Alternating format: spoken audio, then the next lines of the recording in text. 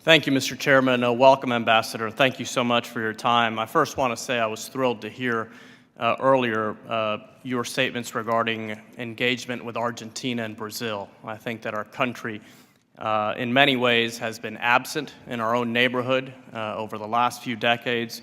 And I think in both those countries, we're seeing very positive developments. And this is very exciting for South Florida, as you can imagine, because we are poised to grow and to benefit greatly from further engagement in the region, specifically with countries like Brazil and Argentina.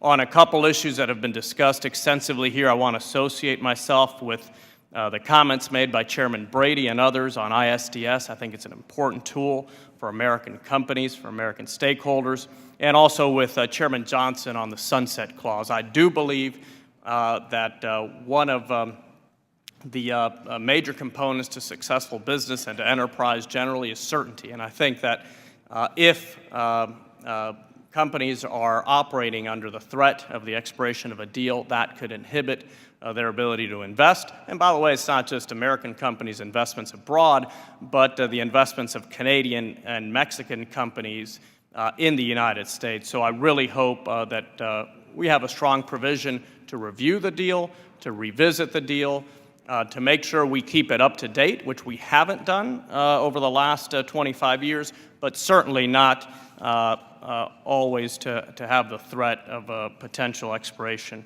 Another issue I wanted to bring up is the effect trade agreements have on the farmers of my South Florida district.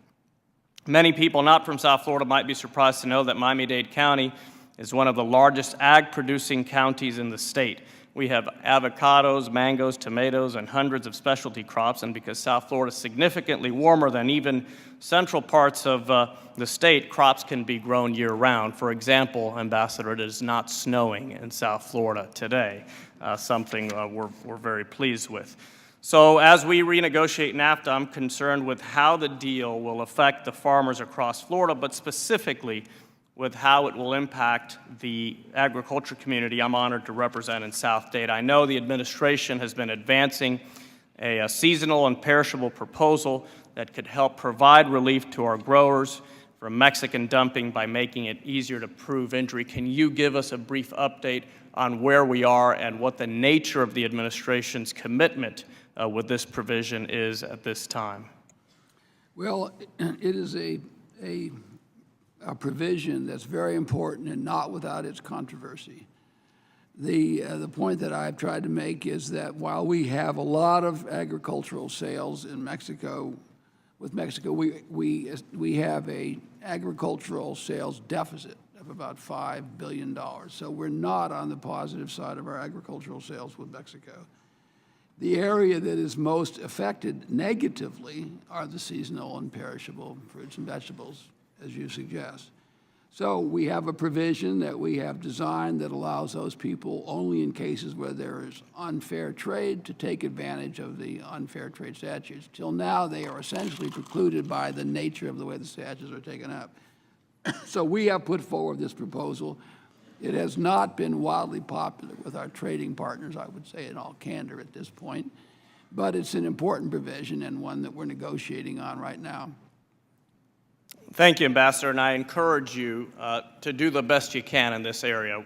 We know that the specific proposal you've put forward may not be able to make it, but I think anything that improves the status quo for these farmers, which have been decimated, quite frankly, would be something that we would welcome. And I'm more concerned with fairness and less concerned with this deficit issue.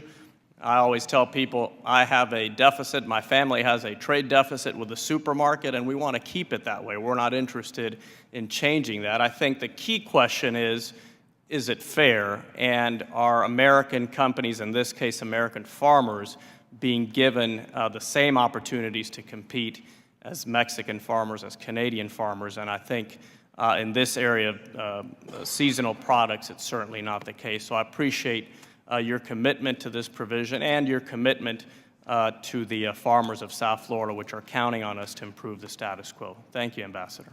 Yield back.